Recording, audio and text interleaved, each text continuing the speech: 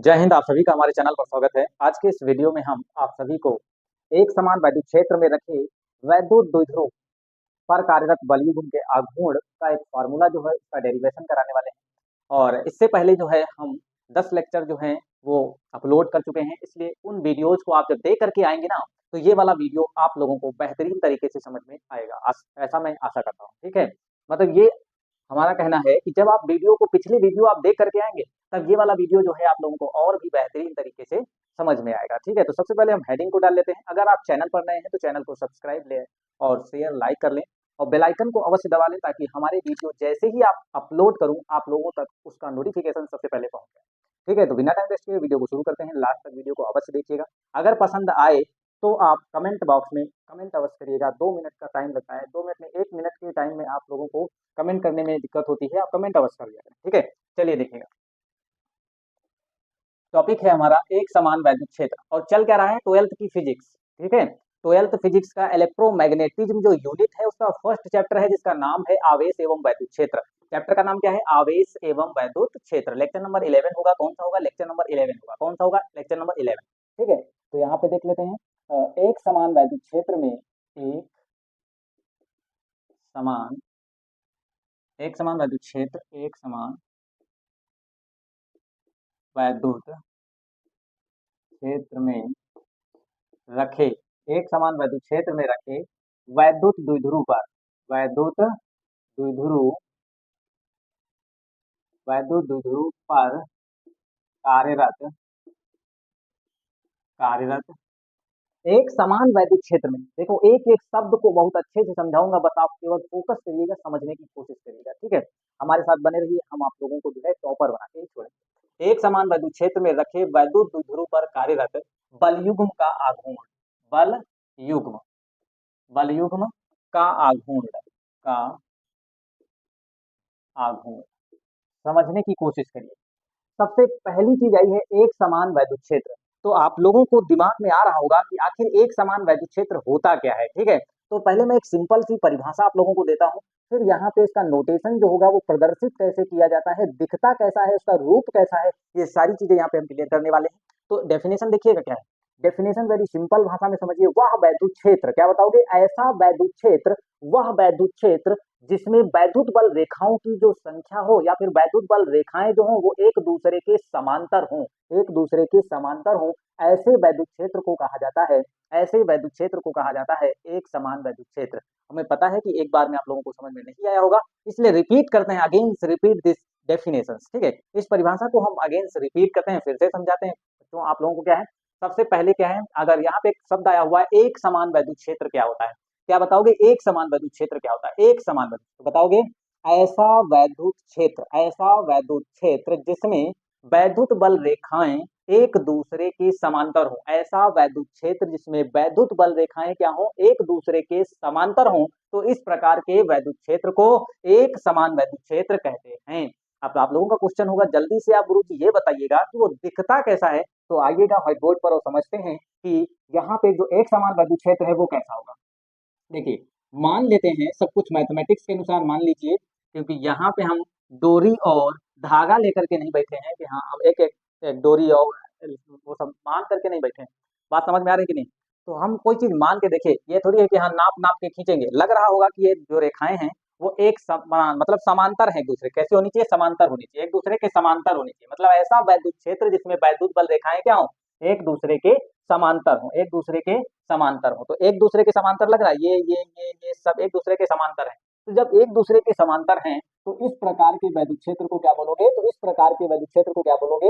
एक समान वैद्युत क्षेत्र बोलोगे, जिसमें वैद्युत क्षेत्र की दिशा किधर है? तो ऐसे से इधर, इधर से जाके इधर, ऐसे। ठीक है, मतलब उधर से आइए और इधर को जाइए। ठीक है, तो एक समान वैद्युत क्षेत्र की दिशा किधर है? इधर से उधर, इधर से उधर। ठीक है, मतलब एक समान वैद्युत क्षेत्र जिधर एरो लगा हुआ है वो है वैद्युत क्षेत्र की दिशा, तो एक समान वैद्युत क्षेत्र की दिशा उधर है और दिखाया ऐसे जाता है। डेफिनेशन मैंने बना दिया, बता दिया। ठीक है, अब आगे आया हुआ है वैद्युत द्विध्रुव। देखिए कितनी अच्छी चीज लिखी, सब कुछ क्या होता है हेडिंग में ही लिखा होता है। एक समान वैद्युत क्षेत्र में रखे, कह रहे हैं इसी में एक वैद्युत द्विध्रुव रख दो। तो वैद्युत द्विध्रुव रखने की बात कर रहे हैं ना, तो एक समान वैद्युत क्षेत्र में अगर हम वैद्युत द्विध्रुव रखेंगे तो ऐसे रखेंगे। वो वैद्युत द्विध्रुव ये नहीं बताया गया है कि 90 डिग्री पे रखा है या 30 डिग्री पे रखा है, बस केवल रख दो, तो हम मान लेते हैं कि एक समान वैद्युत द्विध्रुव जो है एक समान वैद्युत क्षेत्र में थीटा कोण पर रखा हुआ है।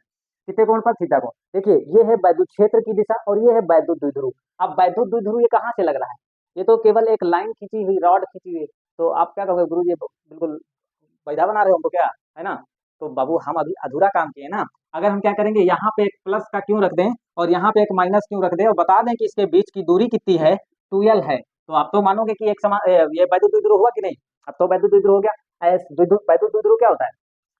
वह निकाय जिसमें दो समान एवं विपरीत प्रकृति के आवेशों को अत्यंत पास रखा जाता है, तो उस निकाय को क्या कहते हैं? वैद्युत द्विध्रुव कहते हैं।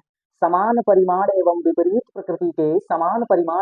प्रकृति के आवेशों को अत्यंत पास रखने पर जो बना निकाय होता है, बना सिस्टम होता है, उसी को क्या बोला जाता है? वैद्युत द्विध्रुव बोला जाता है। तो यहाँ पे देखिए एक प्लस हो गया, एक माइनस हो गया, इसके बीच की दूरी 2l है, ये अपने आप में क्या हो गया? एक वैद्युत द्विध्रुव हो गया। अब तो हम आपको वैधा नहीं बना रहे, हाँ, अब तो बेवकूफ नहीं बना। आप समझिएगा, अब बात समझ में आ गई होगी। तो यहाँ पे क्या है, एक समान वैद्युत द्विध्रुव मैंने रख दिया। अब वैद्युत द्विध्रुव पर कार्यरत बल युग्म का आघूर्ण, देखिए बल युग्म। अब एक चीज समझिएगा, वैद्युत क्षेत्र भी है और यहाँ पर और कह रहे हैं इस पर एक बल भी कार्य कर रहा है। तो सबसे पहले, इससे पहले जो लेक्चर मैंने पढ़ाया उसमें मैंने बताया है कि वैद्युत क्षेत्र जो होता है उसका एक फार्मूला होता है, ई बराबर एफ अपान क्यू नॉट। क्या होता है? ई बराबर एफ अपान क्यू नॉट। ई बराबर क्या होता है? F upon Q not. Q not अगर यहाँ पे क्यू होगा तो क्यू नॉट आएगा, जो यहाँ आवेश होता है वही आता है, ठीक है। तो मान लीजिए ई बराबर एफ अपान क्यू, ठीक है, इतना है। तो अगर कहा जाए कि ई वैद्युत क्षेत्र की तीव्रता है, एफ जो है वो बल है और आवेश क्या है? क्यू क्या है? आवेश है। तो अब कहा जाए इस क्यू आवेश पर, इस वैद्युत क्षेत्र में इस क्यू आवेश पर रखे, ये आवेश कहाँ रखा हुआ? इस वैद्युत क्षेत्र में। तो वैद्युत क्षेत्र ई में रखे इस आवेश पर लगने वाला बल बताओ। तो अब यहाँ से बल बताने के लिए इसकी मल्टीप्लाई इससे कर दो, तो ई इंटू क्यू बराबर हो जाएगा एफ के। ई इंटू क्यू बराबर हो जाएगा एफ के। किसके बराबर हो जाएगा? ई इंटू क्यू बराबर एफ। एफ बराबर ई इंटू क्यू आ गया।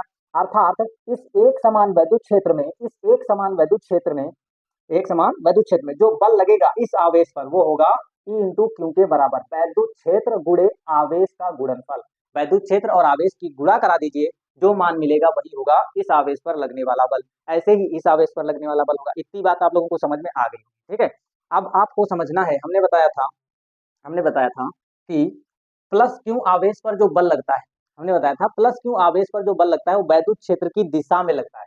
कहाँ लगता है? वैद्युत क्षेत्र की दिशा में। या फिर ये बताया था कि प्लस क्यू आवेश पर जो लगने वाला बल होता है वह आवेश से दूर होता है, आवेश से दूर। उसकी जो दिशा होगी, फोर्स की जो बल की दिशा होगी वह आवेश से दूर होगी, वह आवेश से दूर होगी। मतलब प्लस पॉजिटिव चार्ज पर जो लगने वाला फोर्स होगा, जो बल होगा, उसकी जो दिशा होगी वह उस आवेश से क्या होगा? दूर होगा। या बोल सकते हो उस आवेश से दूर, या फिर बोलोगे वैद्युत क्षेत्र की दिशा में, या फिर वैद्युत क्षेत्र की दिशा में किसके कारण? प्लस आवेश के कारण। तो प्लस आवेश के कारण जो बल लगेगा, बात समझ में नहीं आई ना? प्लस आवेश पर अगर बल दो प्रकार से बोल सकते हो, कोई पूछता है कि प्लस आवेश पर जो बल की दिशा होती है वो कैसी होती है, तो प्लस आवेश पर जो बल की दिशा होती है वह वैद्युत क्षेत्र की दिशा में होती है या फिर आवेश से दूर होती है, आवेश से दूर होती है, ठीक है। अब यहाँ समझिएगा, ऐसा ही माइनस माइनस के लिए अपोजिट कर दीजिए, कोई बात नहीं है, इस दिमाग को थोड़ा घुमा देना है, नहीं बात समझ में आई? ठीक है, देखिए माइनस आवेश के कारण क्या होगा, अभी बताए थे माइनस आवेश के कारण जो बल की दिशा पूछी जाए, अगर पूछने लगे बता बता बता बता जल्दी बता, माइनस आवेश पर बल की दिशा क्या होती है? बहुत पढ़ते हो ना, तो क्या बताओगे? अरे हम पढ़ते नहीं कहाँ है, देखो बताते हैं क्या होती। माइनस आवेश पर बल की जो दिशा होगी वह वैद्युत क्षेत्र के विपरीत होती है। क्या होती है? वैद्युत क्षेत्र के विपरीत होती है। बताओगे कि नहीं बताओगे? बस खुश हो गए आप, इसीलिए अब क्या है, तुरंत बताओगे माइनस आवेश पर लगने वाले बल की दिशा वैद्युत क्षेत्र के विपरीत दिशा करेंगे। इसका डेरिवेशन समझेंगे, जो चीज यहाँ पे बनी हुई है कंप्लीटेड, यही चीज मैं यहाँ पे बनाऊंगा। ये पूरे बोर्डवा को जो है छाप के रखा है ना, इसको हम थोड़ा जूम कर दूंगा, सॉरी जूम इन कर दूंगा, ठीक है। इसको खींच करके अभी छोटा करके यहाँ पे बनाऊंगा और उसको आप लोगों को बनाना है, और फिर इसको हम आगे करवाते हैं, समझाते हैं कैसे होगा। देखिए अब इसी डायग्राम को हम यहाँ पे कंप्लीट कर लेते हैं।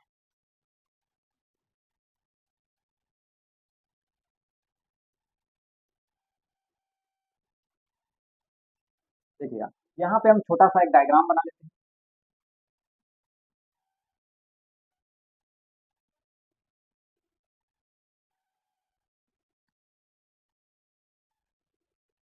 अपने हिसाब से जितनी लाइन खींचना चाहो खींच सकते हो, ठीक है। हम अब पूरे यहाँ पे थोड़ी खींच देंगे कि पूरा बोर्ड है भर दें हम, हाँ, पूरा बोर्ड नहीं भर सकते हैं ना। तो हमको क्या है, जितना पर्याप्त था हमने खींच लिया। अब क्या कह रहे हैं, एक समान वैद्युत क्षेत्र, ये रहा एक समान वैद्युत क्षेत्र, उसकी दिशा क्या है? ये रही एक समान वैद्युत क्षेत्र की दिशा, ठीक है। अब क्या है, वैद्युत द्विध्रुव बता रहे हैं, रख दो इसमें। तो वैद्युत द्विध्रुव रखने के लिए ये रहा एक समान वैद्युत क्षेत्र, या फिर वैद्युत द्विध्रुव। ये एक समान वैद्युत क्षेत्र था, ये वैद्युत द्विध्रुव हो गया। ठीक है, आप बढ़िया सुंदर सा बना लीजिए। इससे अच्छा बन सकता है, ऐसा नहीं कि नहीं बन सकता है, बन जाएगा। ये रहा एक समान वैद्युत क्षेत्र, हम वैद्युत द्विध्रुव रखना ना, तो यहाँ पे मैंने क्या कर दिया, यहाँ पे मैंने माइनस क्यू आवेश रख दिया, यहाँ पे हमने क्या रख दिया, प्लस क्यू आवेश। अब बात करते हैं, और इसके बीच की दूरी क्या है, इसके बीच की दूरी 2l है। क्या होती है, इसके बीच की दूरी जो है वो 2l है। ये रही 2l, इसके बीच की दूरी हो गई 2l। कितनी हो गई, इसके बीच की दूरी हो गई 2l। इसके बीच की दूरी हो गई 2l। अब हमको क्या करना है, इस वैद्युत द्विध्रुव के बलयुग्म के कारण, इस वैद्युत द्विध्रुव के बलयुग्म के कारण, ठीक है, इस पर लगने वाला, इस वैद्युत द्विध्रुव पर लगने वाला बल युग्म का आघूर्ण चाहिए। क्या चाहिए, बल युग्म का आघूर्ण। देखो यहाँ पे लिखा है बल युग्म का आघूर्ण। आघूर्ण को टाउ से लिखते हैं, टाउ, ताऊ जी नहीं, टाउ टाउ टाउ टाउ, किसे लिखते हैं, टाउ। ठीक है, तो टाउ को उल्टा जे बनाया जाता है, जे बोले तो ऐसे बनता है, लेकिन टाउ को होता है उसका उल्टा बनता है। तो टाउ की एक सिंपल परिभाषा बताते हैं, किसी ऑब्जेक्ट पर बल लगा करके उसे गोल गोल घुमा देना बलाघूर्ण कहलाता है।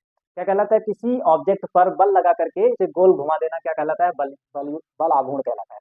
आघूर्ण, आघूर्ण मतलब क्या होता है, घूर्णन करा देना, ठीक है, गोल गोल घुमा देना, बल लगा करके उसको घुमा देना क्या कहलाता है, बलाघूर्ण कहलाता है। अब यहाँ देखो बल युग्म का आघूर्ण है, युग्म मतलब जोड़ा और बल मतलब दो, मतलब दो बल लगा करके क्या करेंगे, इस वाले वैद्युत द्विध्रुव को हम घुमाएंगे, और घुमाएंगे कैसे, वैद्युत क्षेत्र की दिशा में लाने की कोशिश करेंगे। ठीक है, अब देखते हैं, ध्यान से देखिएगा, ये कहाँ पे रखा है, ये थीटा कोण पे रखा है, किससे रखा है, वैद्युत क्षेत्र से। अगर पूछा जाए कि ये जो वैद्युत द्विध्रुव है, ये जो वैद्युत द्विध्रुव है, ये भाई साहब वैद्युत क्षेत्र की दिशा से, ये वैद्युत द्विध्रुव ये भाई साहब वैद्युत क्षेत्र की दिशा से कितने कोण पर रखे हैं, तो बताओगे थीटा कोण पर रखे हुए हैं। अब बात आती है कि प्लस क्यू आवेश पर फोर्स कितना लगेगा, तो प्लस क्यू आवेश पर फोर्स लगेगा वैद्युत क्षेत्र की दिशा में लगेगा, और क्या लगेगा, एफ जो होगा वो ई इंटू क्यू के बराबर होगा। किस फार्मूले से, तो इस वाले फार्मूले से हम जानते हैं, क्या है, इस वाले फार्मूले से। देखिए ई बराबर, यहाँ पे लिख देते हैं, ई बराबर होता है एफ अपान क्यू, तो यहाँ से एफ बराबर कितना हो जाएगा, ई इंटू क्यू। इस वाले फार्मूले से क्या होगा, बल इतना ही तो लगेगा इस आवेश पर, तो आवेश इंटू वैद्युत क्षेत्र, आवेश इंटू वैद्युत क्षेत्र। इस वाले आवेश पर जो लगने वाला बल होगा वो क्या होगा, आवेश इंटू वैद्युत क्षेत्र,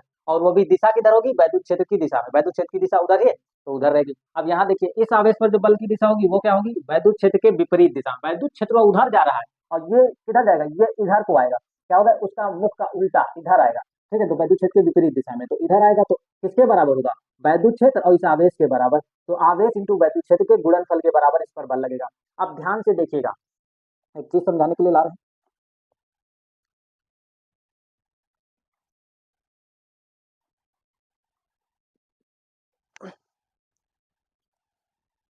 समझिएगा। अब एक चीज समझाते हैं,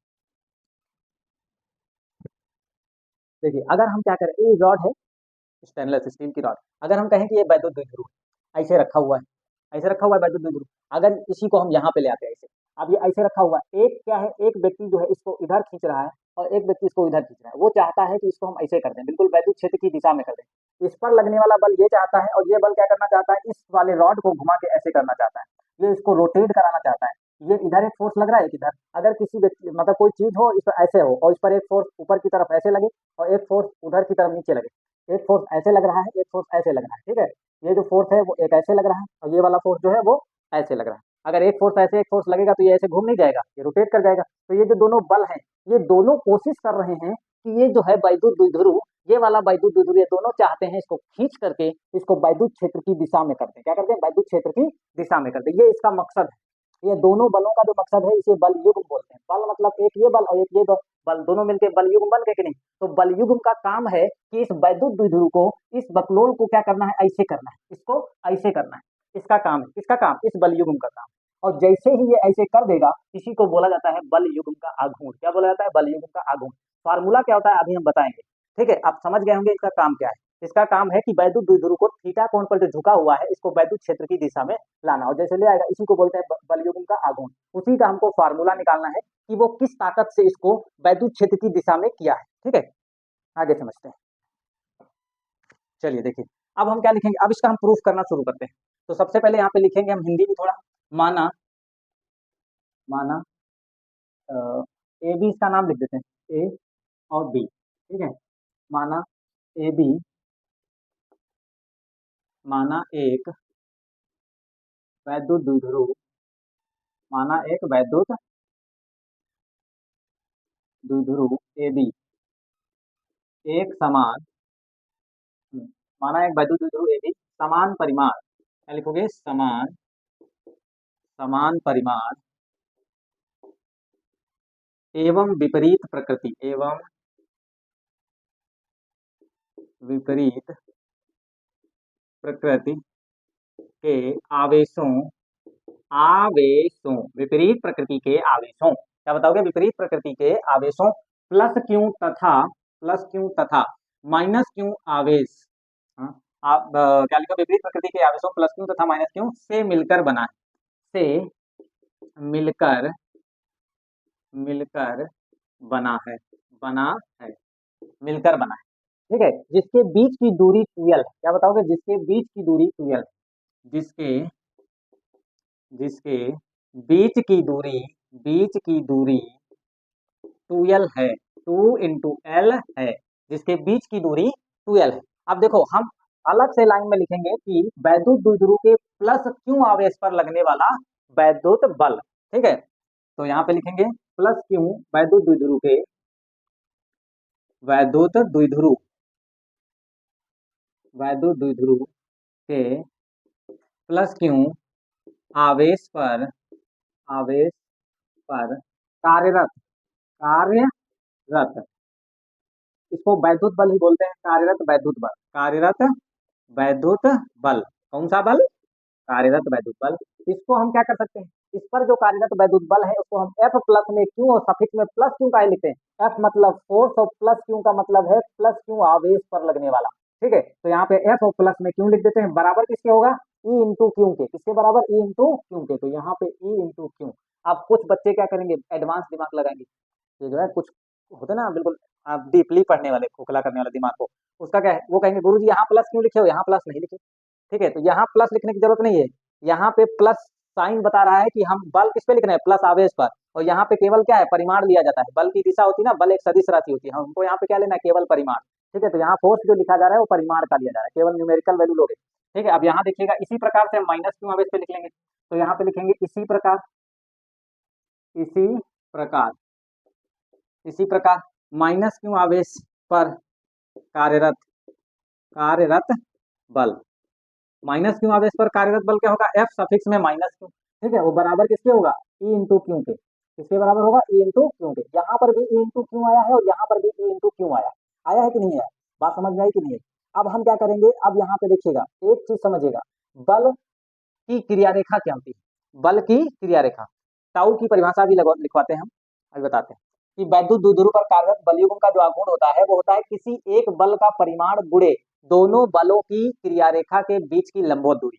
तो क्रिया रेखा का मतलब है ये जो बल है वो किस रेखा पर काम कर रहा है, किस रेखा पर। तो इस ये जो फोर्स है ये फोर्स किस रेखा पर काम कर रहा है? तो देखिए ये फोर्स जो डॉटेड लाइन में बना रहा हूँ, इस फोर्स की जो दिशा है बस यही तो है।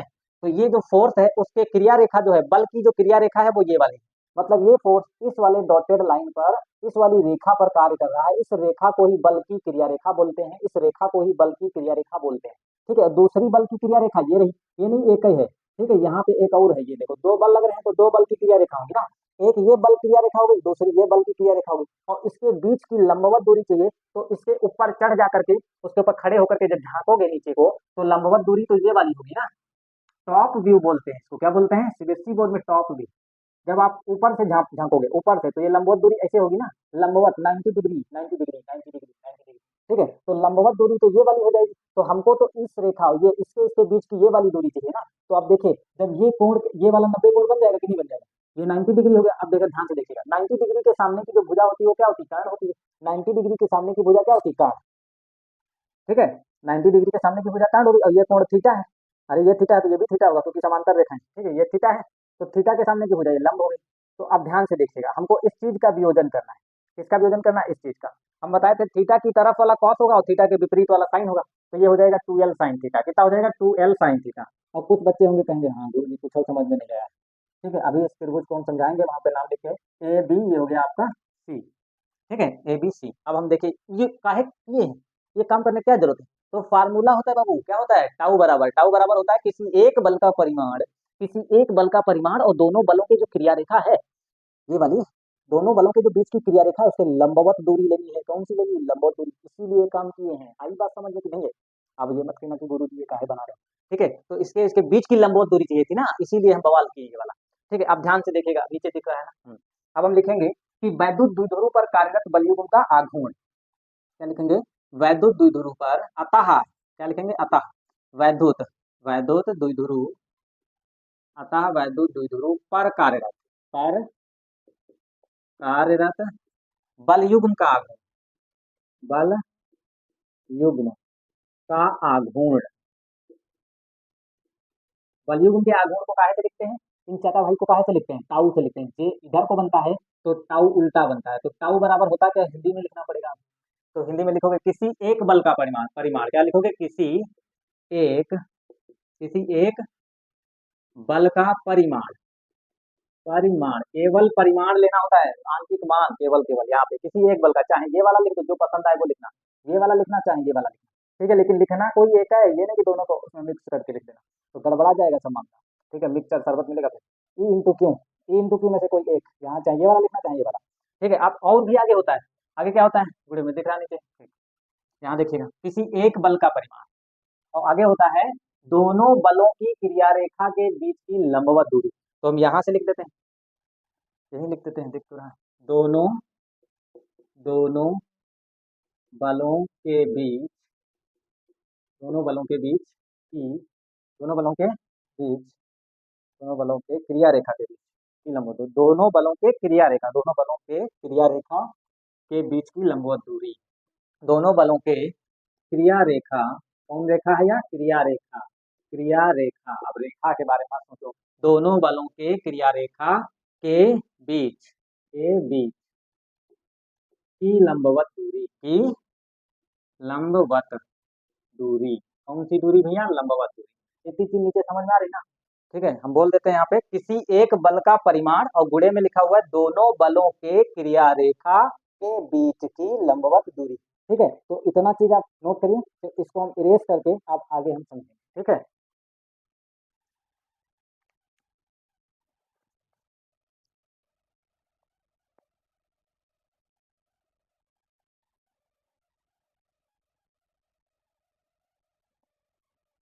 आप क्या करते हैं, ऊपर वाला इतना मिटा देते हैं, ठीक है।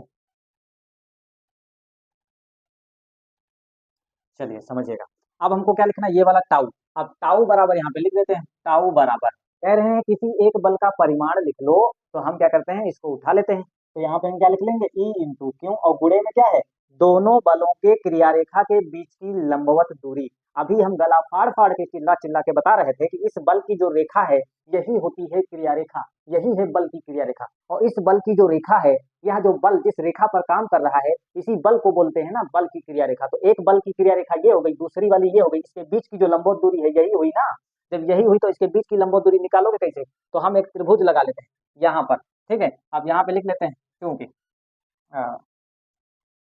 त्रिभुज, यहाँ पे लिख देते हैं त्रिभुज, या फिर एक काम करिएगा, सबसे पहले एक काम कर लेते हैं, सबसे पहले हम त्रिभुज लिख लेते हैं, इसको निकाल ही लेते हैं, त्रिभुज, त्रिभुज कौन सा है, ए सी बी में, ए सी बी में, ए सी बी में हम लगाएंगे साइन थीटा, क्या लगाएंगे, साइन थीटा, साइन थीटा बराबर क्या होता है, थीटा के सामने की भुजा लंब होती है, तो साइन थीटा बराबर होता है लंब बटे में कर्ण, ये याद कर लो, ब्रह्मास्त्र है, हमेशा काम आएगी, ये टेबलेट है, ऐसी टेबलेट फिट टेबलेट सुने, वो फिट टेबलेट क्या होती है, हर चीज को फिट कर देती है, तो वही फार्मूला है, ट्रिग्नोमेट्री दुनिया भर में काम आती है, याद कर लो इसको, ठीक है। साइन थीटा बराबर लंब बटे कर्ण, तो लंब क्या है, ये वाली चीज बीसी, तो यहाँ पे हम लिख दिया बीसी, ठीक है।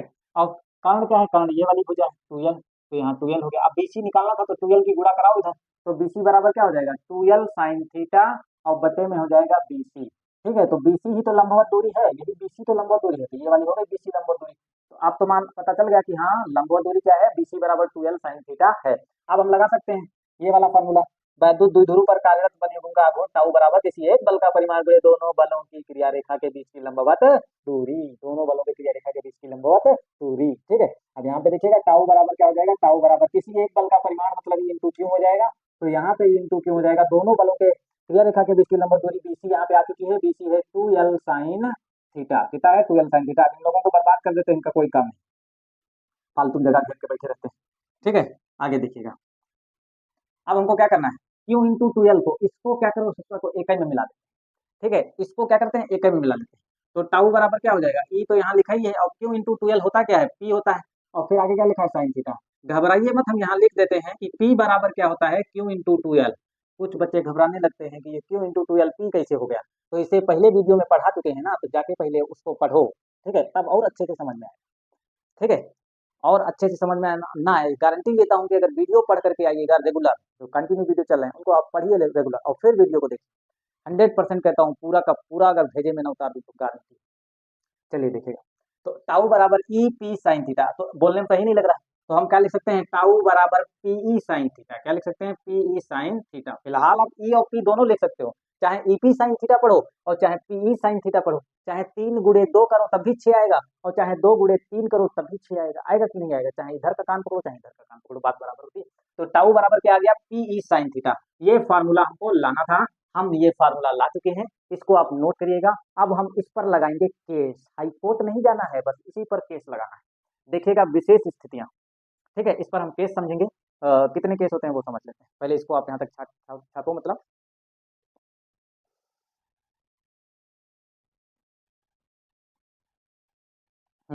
आप समझिएगा विशेष स्थितियां, केस नंबर 1 या फिर विशेष स्थितियां,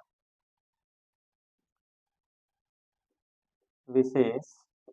एक काम करते हैं, इसको मिटा ही देते हैं अब, ठीक है, वीडियो को पॉज करके आप अपनी कॉपी पर लिख सकते हैं।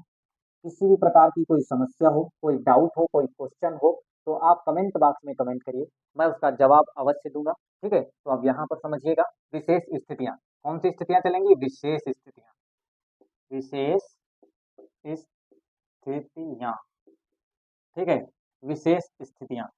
विशेष स्थितियां किस पे लगाओगे, इस फॉर्मूले पे लगाना, इस पे पूरा पे केस लगाना है कि टाउ बराबर पी साइन थीटा कब ज्यादा होगा, कब कम होगा और कब जीरो हो जाएगा। ये जीरो भी हो जाता है, ज्यादा भी है और कम भी होगा, कौने कौने स्थिति में ये कम होगा और कौने कौने स्थिति में ये ज्यादा हो जाएगा, और कौना स्थिति में, मतलब कौना स्थिति में, कौने स्थिति में ये वाला जीरो भी हो जाता है। तो हमको केस लगा के पता करना पड़ेगा, तो समझाते हैं अभी कैसे होगा ये चीज, ठीक है। तो एक मिनट देखिएगा, रॉड लानी पड़ेगी ना, देखिए एक काम करते हैं, पहला केस नंबर 1 जानते हो क्या है, ये जो टाउ ऐसे रखा है ना, वैद्युत द्विध्रुव जो ऐसे रखा, इसको हम क्या करते हैं, वैद्युत क्षेत्र की दिशा में लाके ऐसे रख देते हैं, कैसे रख दें ऐसे, तो ये वैद्युत क्षेत्र की दिशा में आएगा तो समांतर हो जाएगा कि नहीं, समांतर होगा तो वैद्युत क्षेत्र की दिशा में होगा। जैसे ये वाला प्लस यहाँ पे है, कहाँ पे, यहाँ पे है ना प्लस, तो अगर यहाँ पे प्लस है और इधर माइनस है तो ये प्लस इधर ही जाएगा। अगर इस प्लस को हम उठा के ऐसे कर दें, माइनस इधर कर दें, तो वैद्युत द्विध्रुव क्या होगा, वो तो वैद्युत क्षेत्र के विपरीत दिशा में हो जाएगा, मतलब 180 डिग्री के कोण पर घुमा दोगे तो इसको ना, ऐसे जैसे ये देखिए, ये अभी क्या है, अगर हम ऐसे इसको कर दिया तो ये तो हो गया वैद्युत क्षेत्र की दिशा में समांतर 0 डिग्री पे हो जाएगा। अगर ये ऐसे ना ला करके इधर, अगर हम ऐसे इसको ना लाएं, ऐसे इसको ना लाएं और इधर को हिस्सों को ऐसे मोड़ दें, तो जब हम ऐसे मोड़ देंगे तो 180 डिग्री घूम गया ना, पहले ये ऐसे था और ये ऐसे को घूम गया, ऐसे जैसे ही घूम जाएगा तो क्या हो जाएगा, 180 डिग्री घूम जाएगा ना। तो जब 180 डिग्री घूम जाएगा तो फार्मूला थीटा कितना हो जाएगा, 180 या फिर जीरो। जब हम क्या रखेंगे, समांतर रखेंगे तो जीरो हो जाएगा, और 180 डिग्री प्रति समांतर रख देंगे, प्रति मतलब उल्टा उसके, ऐसे पहले रखो फिर ऐसे पलट दो, ठीक है। तो अगर प्रति समांतर कर दोगे तो 180 डिग्री घूम जाएगा। अगर किसी भी चीज को आप प्रति समान 180 डिग्री के कोण पे घुमाओगे तो क्या, पहले मान लो ऐसे है, इसको आप 180 डिग्री को घुमाओ, 90 हो गया, फिर ऐसे घुमा दो, 180 हो गया कि नहीं हो गया, तो ये क्या है, 180 हो गया प्रति समांतर, ऐसे कोई चीज है ऐसे पलट दो तो 180 हो जाएगा, समझ पा रहे हो कि नहीं। आइए देखिएगा, फिर हम समझते हैं यहाँ पे। अब हम केस नंबर 1 क्या लगाएंगे, केस नंबर 1 होगा, case number first, case number first में होगा समांतर वैद्युत द्विध्रुव, क्या नाम, वैद्युत क्षेत्र के, वैद्युत द्विध्रुव समांतर या प्रति समांतर हो। जब वैद्युत द्विध्रुव, यहाँ पे लिख देते हैं, जब वैद्युत द्विध्रुव, वैद्युत द्विध्रुव, वैद्युत द्विध्रुव वैद्युत क्षेत्र के, वैद्युत क्षेत्र के समांतर व प्रति समांतर, क्या हो, प्रति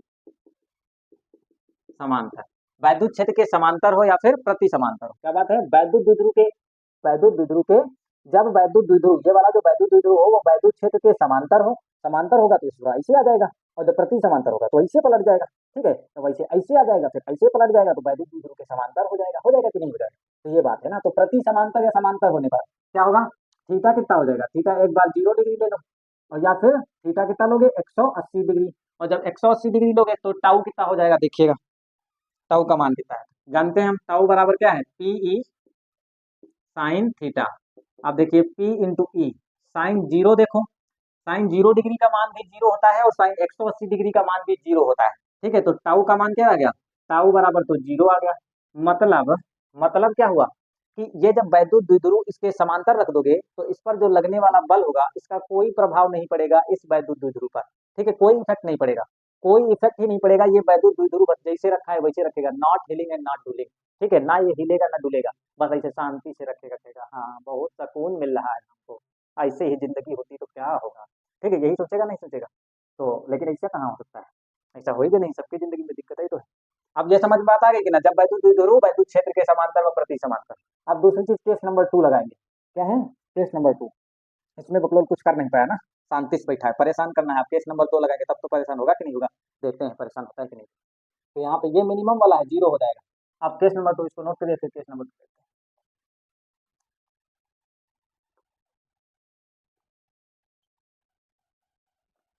चलिए केस नंबर 2 क्या है? केस नंबर 2 सेकंड नंबर क्या है? जब वैद्युत द्विध्रुव क्या हो जाए, वैद्युत क्षेत्र के लंबवत हो जाए। क्या हो जाए? पहले ये थीटा कोण पे था, ये ऐसे हो जाए सीधा पे। ठीक है, जब वैद्युत क्षेत्र के लंबवत हो जाएगा तो ये रहा वैद्युत क्षेत्र, ये रहा लंबवत, तो 90 डिग्री कोण बनना है कि नहीं बनना है? ये देखो 90 डिग्री कोण बनना है। जब वैद्युत द्विध्रुव वैद्युत क्षेत्र के लंबवत हो जाएगा, 90 डिग्री पर होगा, तो हम देखते हैं कि वैद्युत द्विध्रुव आघूर्ण का मान कितना आएगा। तो यहाँ पे लिखेंगे जब, जब वैद्युत द्विध्रुव, वैद्युत द्विध्रुव, जब वैद्युत द्विध्रुव, जब वैद्युत द्विध्रुव वैद्युत क्षेत्र के, वैद्युत क्षेत्र के, वैद्युत क्षेत्र के लंबवत हो। कहाँ हो? लंबवत हो, लंबवत हो। जब वैद्युत द्विध्रुव वैद्युत क्षेत्र के लंबवत हो तो थीटा बराबर कितना हो जाएगा? 90 डिग्री। कितना हो जाएगा? थीटा 90 डिग्री हो जाएगा। तो टाउ का मान कितना आ जाएगा? टाउ बराबर क्या होता है? PE sine theta. तो थीटा की जगह पे क्या रखोगे? PE into sine. साइन 90 का मान दुनिया को पता है 1 होता है। ठीक है, नहीं पता तो पता हो गया होगा। तो टाउ जो होगा वो ज्यादा आएगा, अधिकतम टाउ का मान कितना आ सकता है? पी इंटू ई। इसी को बोलते हैं टाउ मैक्स। क्या बोलते हैं? Tau max. टाउ मैक्स बराबर क्या हो जाएगा? पी। जब भी कहा जाए कि जो वैद्युत द्विध्रुव है वह वैद्युत क्षेत्र के लंबवत रखा हुआ है, अर्थात टाउ मैक्स दिया हुआ है। क्या दिया है? Tau max. इसमें पी क्या है? पी जो है वैद्युत द्विध्रुव आघूर्ण है। क्या है? वैद्युत द्विध्रुव आघूर्ण है। पी क्या है? यहाँ पे जो पी है वो पी बराबर है क्यू इंटू टू एल। कितना है? क्यू इंटू टू एल, जिसका मात्रा क्या होता है? कूलाम, कूलाम इंटू मीटर, क्योंकि मीटर दूरी का मात्रक मीटर, तो कूलाम इंटू मीटर, इसका मात्रक हो गया। ई क्या है? वैद्युत क्षेत्र है। ई बराबर एफ अपान क्यू, बार बार लिख रहे हैं, ई बराबर एफ अपान क्यू। तो ये जो टॉपिक है आपका कंप्लीट हो गया है। एग्जाम में पूछा जाता है, 5 नंबर से कम नहीं आता है, या फिर इस पर न्यूमेरिकल आ जाता है। ठीक है, तो न्यूमेरिकल देखने के लिए आप कमेंट बॉक्स में कमेंट करिएगा, तो मैं न्यूमेरिकल के वीडियो बनाऊंगा। ठीक है, तो इसको आप समझिए, फिर मैं आगे समझ।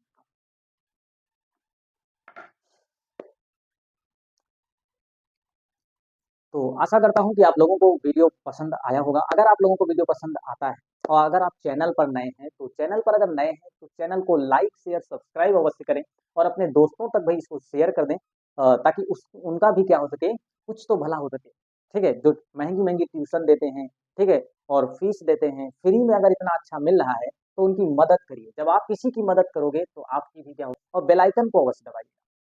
बेल आइकन दबाने से फायदा ये होता है, जब बेल आइकन को ऑल पर दबाओगे तो सारी नोटिफिकेशन जो होता है यूट्यूब आप लोगों तक सबसे पहले भेजता है, और आप कोई भी वीडियो देखने से मिस नहीं करोगे। ठीक है, तो आज के वीडियो में इतना ही, अगले वीडियो में फिर मिलेंगे। एक बात और कहना है कि आप लोग जो है कमेंट बिल्कुल नहीं करते हो। आप कम से कम कुछ ना कुछ कमेंट अवश्य करिए। आप अपनी भावनाओं को लिखिए, वीडियो कैसा लग रहा है, अच्छा लग रहा है नहीं, कोई क्वेश्चन करना हो तो अवश्य करिएगा। ठीक है, तो आज के वीडियो में इतना ही, अगले वीडियो में फिर मिलेंगे। जय हिंद।